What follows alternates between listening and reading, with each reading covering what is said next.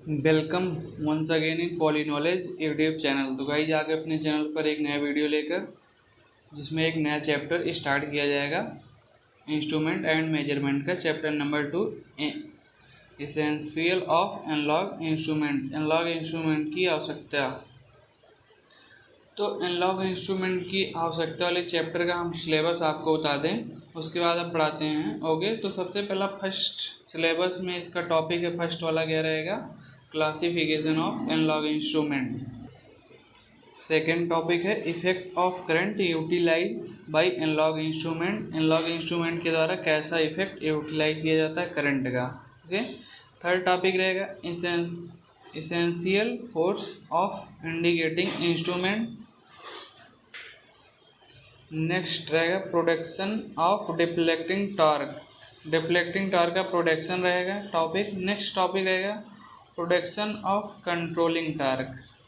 फिर अगला next topic रहेगा production of damping torque. Okay, तो इस वीडियो में हम क्या करेंगे, ये दो टॉपिक कवर करेंगे, फर्स्ट एंड सेकेंड। बाकी नेक्स्ट वीडियो में कवर करते रहेंगे। और इस चैप्टर का PDF आपको टेलीग्राम चैनल पर मिल जाएगा, जिसका लिंक डिस्क्रिप्शन बॉक्स में है। ओके, तो हम अपने वीडियो को स्टार्ट करते हैं। क्लासिफिकेशन ऑफ एनालॉग इंस्ट्रूमेंट हमारा फर्स्ट टॉपिक है, उसको पढ़ाएंगे यहाँ पर। तो हमारा फर्स्ट टॉपिक जो रहेगा क्लासिफिकेशन एनालॉग इंस्ट्रूमेंट का। एनालॉग इंस्ट्रूमेंट का हम क्लासिफिकेशन 3 प्रकार से करते हैं। फर्स्ट रहेगा क्वांटिटी। क्वांटिटी मतलब हम क्या मेजर कर रहे हैं उसके हिसाब से डिपेंड करेगा इंस्ट्रूमेंट। सेकेंड रहेगा क्या, हमारा फंक्शन के हिसाब से कि उसका फंक्शन कैसा है। और तीसरा हमारा रहेगा मेथड के हिसाब से। तो हम सबसे पहले आपको बता दें कि क्वांटिटी के हिसाब से बताएंगे। तो क्वांटिटी के हिसाब से वो होता है कि मतलब कौन सी क्वांटिटी मेजर की जा रही है किस इंस्ट्रूमेंट के द्वारा। जैसे हम करंट मेजर कर रहे हैं तो करंट को मेजर करने वाला इंस्ट्रूमेंट क्या कहलाएगा, एमीटर। या अगर हम वोल्टेज को मेजर कर रहे हैं तो वोल्टेज को मेजर करने वाला इंस्ट्रूमेंट क्या कहलाएगा, वोल्ट मीटर। इसी प्रकार से क्या होते हैं कि हमारे कई इंस्ट्रूमेंट हैं, जैसे करंट को मेजर करने वाला एमीटर हो गया, वोल्टेज को मेजर करने वाला वोल्ट मीटर, पावर को मेजर करने वाला वाट मीटर हो गया। उसके बाद हमारा क्या रहेगा, एनर्जी को मेजर करने वाला हो गया किलो वाट हावर मीटर, एनर्जी को जो मेजर करेगा। ओके, उसके बाद हमारा फ्रीक्वेंसी को फ्रीक्वेंसी मीटर, पावर फैक्टर को पावर फैक्टर मीटर, इस प्रकार से मेजर किया जाता है। ओके, तो हम यहाँ पर क्या करेंगे, वोल्टेज और करंट को मेजर करने वाले इंस्ट्रूमेंट को क्लासिफाइड करेंगे, किस प्रकार का वोल्टेज और करंट मेजर करता है। जैसे हमारा क्या होता है, AC वोल्टेज को कौन मेजर करता है, AC इंस्ट्रूमेंट। फर्स्ट हो जाएगा हमारा क्या, AC इंस्ट्रूमेंट किसके, वोल्टेज और करंट के आधार पर जो वोल्टेज और करंट को मेजर करते हैं, उसमें भी हम क्या कर सकते हैं, 2 प्रकार से बांट सकते हैं। एक रहेगा AC इंस्ट्रूमेंट, दूसरा रहेगा DC इंस्ट्रूमेंट। ओके, तो हमारा क्वांटिटी के आधार पर जब हमने क्या किया, क्लासीफाइड किया, तो क्या हुआ, सबसे पहले जो मेजर किया जा रहा है वो मतलब जैसे करंट मेजर कर रहे हैं तो मीटर द्वारा, वोल्टेज मीटर कर रहे हैं वोल्ट मीटर द्वारा, पावर मीटर मेजर कर रहे हैं तो वाट मीटर के द्वारा। ऐसे क्या किया गया, हमने बांटा। तो फिर उसके बाद जो हमारा करंट और वोल्टेज मीटर और वोल्ट मीटर था, उसको भी हमने क्या किया, 2 प्रकार से बांट दिया कि मतलब कौन सा इंस्ट्रूमेंट में मतलब कौन सा करंट मेजर किया जा रहा है, AC करंट है कि DC करंट है कि AC DC, मतलब क्या हुआ, 3 प्रकार से डिवाइड हो गया, AC instrument, DC instrument, AC DC instrument. Okay, quantity के आधार पर हमने क्या किया, इसे क्लासीफाइड कर दिया। अब हम क्या करेंगे, फंक्शन के आधार पर डिवाइड करेंगे।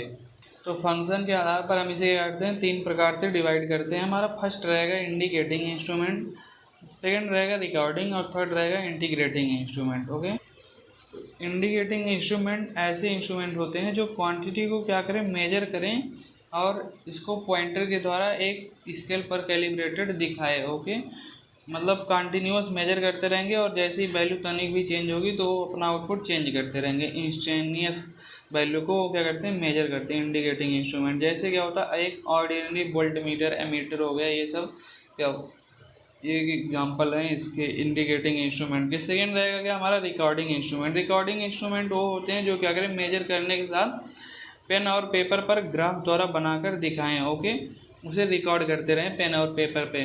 जैसे हमारा क्या हो गया, ECG मशीन, हमने पीछे भी बताया था इलेक्ट्रोकार्डियोग्राफ के बारे में। Okay, integrating instrument. Integrating instrument वो इंस्ट्रूमेंट होते हैं जैसे क्या होते हैं कि वो कुछ जैसे जो एनर्जी मीटर हो गया, वो क्या करता है, टोटल सम दिखाता है कि उसके अंदर से कितना एनर्जी पास हुई है उस एनर्जी मीटर के अंदर, वो इंटीग्रेटिंग इंस्ट्रूमेंट का एग्जांपल है। जैसे कि इंटीग्रेटिंग इंस्ट्रूमेंट होता क्या है कि हमारी कोई भी क्वांटिटी रहेगी उसके अंदर से अगर जा रही है तो क्या करेगा, उस क्वांटिटी का थोड़ा सा पार्ट लेकर वो इंटीग्रेट करेगा और बताएगा कि टोटल सा कितना हमारे अंदर से गया है क्वांटिटी का। ओके, तो इंटीग्रेटिंग इंस्ट्रूमेंट इस प्रकार से होते हैं।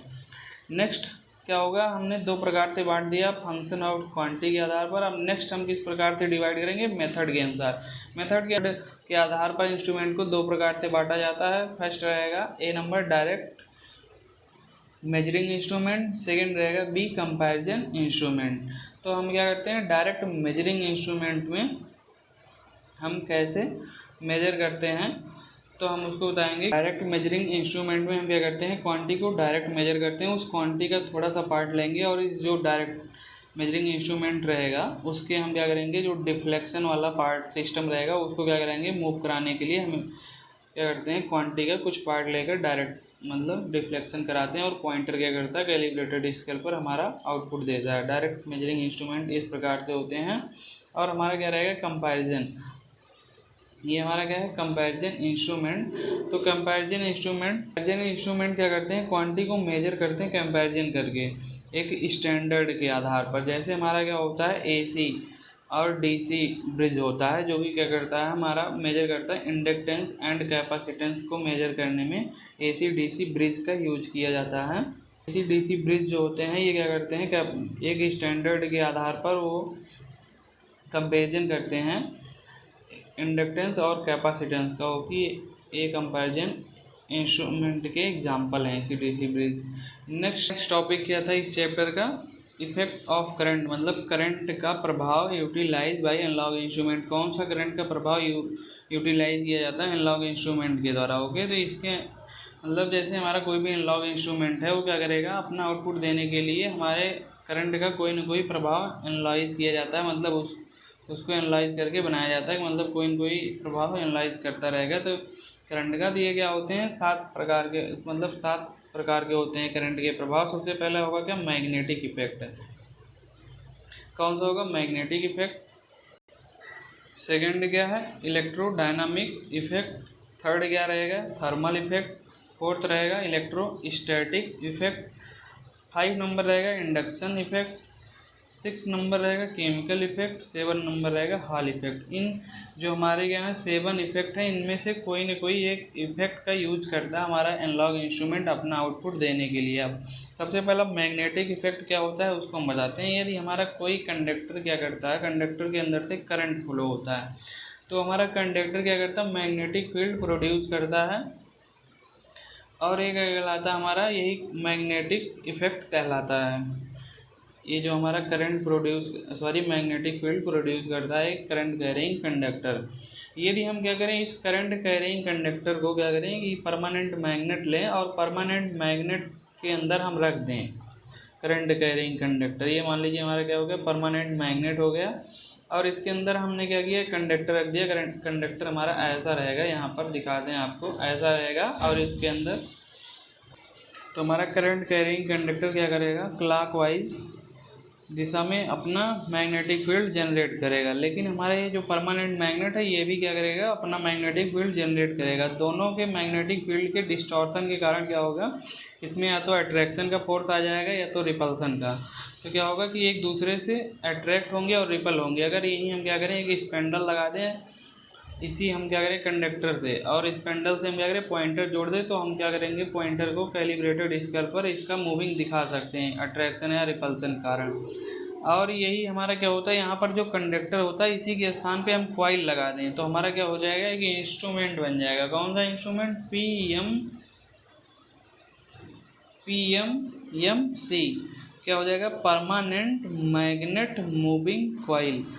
Permanent magnet moving coil, permanent magnet हो गया और इस हम कंडक्टर के स्थान पे क्या किए हैं, कॉइल लगा दिए हैं। मूव कर रहा है परमानेंट मैग्नेट मूविंग कॉइल। यहाँ पर जब हमारा कॉइल मूव करेगा एक स्पेंडल के द्वारा, स्पेंडल को क्या करेंगे बैरिंग के द्वारा हम रख देंगे एक बेस पर और उस स्पेंडल से हम क्या करेंगे पॉइंटर जोड़ देंगे और पॉइंटर हमारा क्या करेगा कैलिब्रेटेड स्केल पर हमारा आउटपुट देता रहेगा कुछ इस प्रकार से, जिस प्रकार से मैग्नेट और कॉइल के बीच डिस्टॉर्शन फोर्स लगता रहेगा।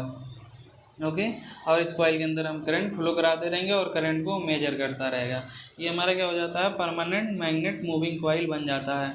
नेक्स्ट हमारा इसी का इफेक्ट होगा मैग्नेटिक इफेक्ट के अंदर ही, कि यदि हम क्या करें, इस कॉइल के साथ में एक हम क्या करें, सॉफ्ट आयरन पिवोट जोड़ दें इस पेंडल के द्वारा। और सॉफ्ट आयरन पिवोट क्या होगा, जब हम कॉइल के अंदर करंट फ्लो कराएंगे तो हमारा कॉइल जब अपना मैग्नेटिक फील्ड जनरेट करेगा तो हमारा क्या होगा, ये जो हम यहाँ पर सॉफ्ट आयरन पीस लगाए रखेंगे वो भी क्या होगा, अट्रैक्ट होगा कॉइल के साइड। मतलब कम फोर्स से, मतलब कम मैग्नेटिक फोर्स से अधिक मैग्नेटिक फोर्स की ओर वो क्या करेगा, अट्रैक्ट करेगा।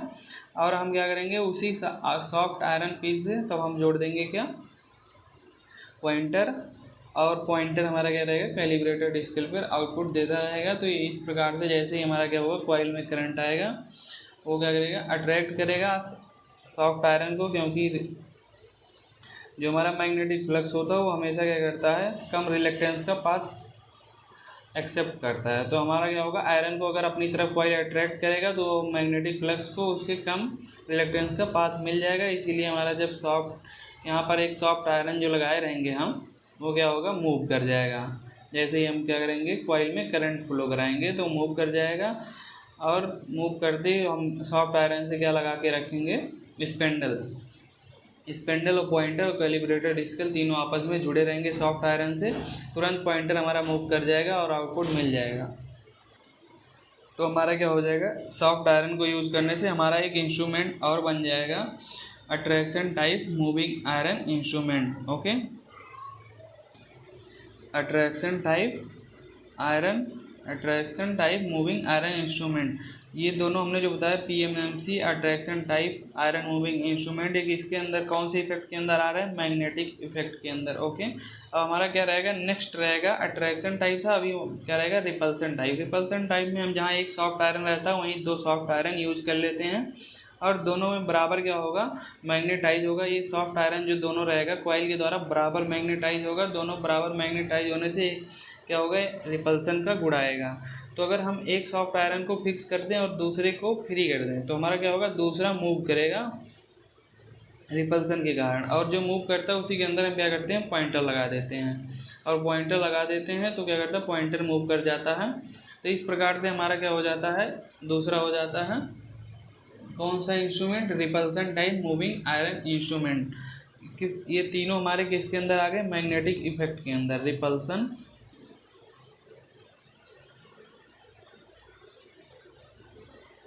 Repulsion type moving iron instrument. ये क्या हो गया, थर्ड था। पहला था PMMC permanent magnet moving coil, second था attraction type moving iron instrument, third था repulsion type moving iron instrument. ये तीनों क्या हो गए, मैग्नेटिक इफेक्ट के अंदर आए। अब हम नेक्स्ट इफेक्ट कौन सा बताएंगे, इलेक्ट्रोडायनामिक इफेक्ट। नेक्स्ट इफेक्ट था हमारा क्या, इलेक्ट्रोडायनामिक इफेक्ट। इस इफेक्ट के अंदर क्या होता है कि यदि हम दो करंट कैरिंग कॉइल लेते हैं और दोनों क्या करते हैं, पास रखते हैं, दोनों क्या करते हैं, अपना अपना पोल जनरेट करेंगे।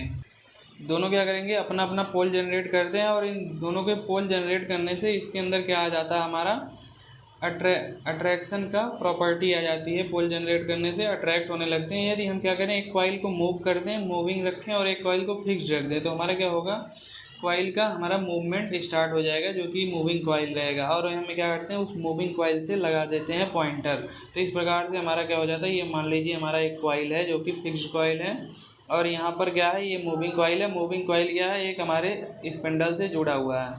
ये हमारा फिक्स्ड कॉइल है, इसे हम कह सकते हैं फिक्स्ड कॉइल। और ये हमारा क्या रहेगा, मूविंग कॉइल। अगर हम दोनों को पास में रख दिए और इन्होंने करंट कैरिंग किया हुआ तो इनमें पोल जनरेट हुआ और दोनों को आपस में अट्रैक्ट होंगे। तो ये हमारा फिक्स्ड है, ये मूव है, ये मूव करेगा। और इसमें हमने क्या किया, पॉइंटर जोड़ी है जो कैलिब्रेटेड स्केल पर मूविंग का आउटपुट देता रहेगा, कितना मूव कर रहा है, पॉइंटर इधर उधर होता रहेगा तो ये क्या करेगा, अपना आउटपुट देता रहेगा। तो ये हमारा क्या हो गया, इलेक्ट्रोडायनामिक इफेक्ट के कारण हमारा एक इंस्ट्रूमेंट और बन गया। ओके, इलेक्ट्रोडायनामिक इफेक्ट के अंदर कौन सा इंस्ट्रूमेंट आया, इलेक्ट्रोडिक मानोमीटर टाइप इंस्ट्रूमेंट रहेगा। ओके, और ये इसमें जो मूविंग कॉइल है उसके motion current pointer calibrated scale पर क्या करता था, आउटपुट देता था।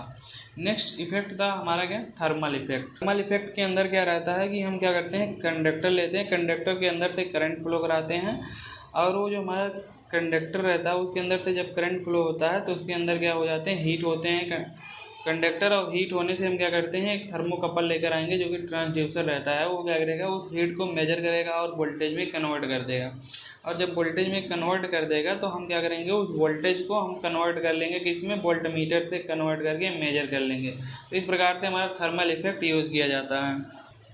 तो इस प्रकार से आप यहाँ पर देख सकते हैं, ये जो हमारा थर्मल इफेक्ट का है इसका हमने एक सर्किट डायग्राम बना रखा है। इसमें क्या है, कॉइल है वायर का, और क्या कर रहा है, इसमें हम करंट फ्लो करा रहे हैं, हीट जनरेट हो रहा है, जो कि थर्मोकपल क्या कर रहा है, मेजर करके इस हीट को यहाँ पर वोल्टेज या करंट में करंट कन्वर्ट करके इसे एमीटर को दे रहा है। एमीटर क्या करेगा, आउटपुट देगा। ये क्या, thermocouple transducer. Okay, electrostatic effect हमारा क्या है, नेक्स्ट इफेक्ट है। इस इफेक्ट के अंदर क्या होता है कि हमारा जो चार्ज प्लेट होते हैं वो क्या करते हैं, चार्ज प्लेट के अंदर अगर हम चार्ज प्लेट को रखें आपस में, कोई ना कोई क्या होता है, फोर्स एग्जिस्ट होता है उन दोनों चार्ज प्लेटों के बीच में। और हम क्या करें, यदि हम एक चार्ज प्लेट को मूविंग बना दें और दूसरे को फिक्स कर दें तो क्या करेगा, उस फोर्स को यूटिलाइज करके हमारा मूविंग वाला चार्ज प्लेट मूव कर जाएगा, और इसके मूव को हम क्या करेंगे, मूव को यूटिलाइज करके हम इस एक इंस्ट्रूमेंट बनाएंगे जिसमें हमारा क्या लगे रहेगा, पॉइंटर लगे रहेगा, कैलिब्रेटेड स्केल लगा रहेगा उस मूविंग आयरन पर। तो क्या करेगा, जैसे ही मूव करेगा हमारा पॉइंटर मूव कर जाएगा कैलिब्रेटेड स्केल पर, आउटपुट मिल जाएगा। ओके, तो ये वोल्टेज ऑफ कैपेसिटर, मतलब कैपेसिटर का वोल्टेज मेजर करने के लिए बहुत ही पॉपुलर है हमारा कौन सा इंस्ट्रूमेंट, कैपेसिटर ऑफ वोल्टेज को मेजर करने के लिए हमारा ये इलेक्ट्रोस्टैटिक इफेक्ट वाला जो हमारा इंस्ट्रूमेंट रहेगा बहुत ही पॉपुलर है। तो हमारे जो भी इफेक्ट बचे हैं उसको हम नेक्स्ट वीडियो में आगे बढ़ाएंगे। वीडियो बहुत लंबी होती जा रही है। थैंक यू दोस्तों, अगर आपको वीडियो हमारा अच्छा लगा तो लाइक शेयर सब्सक्राइब करें। नेक्स्ट वीडियो में मिलते हैं जल्दी।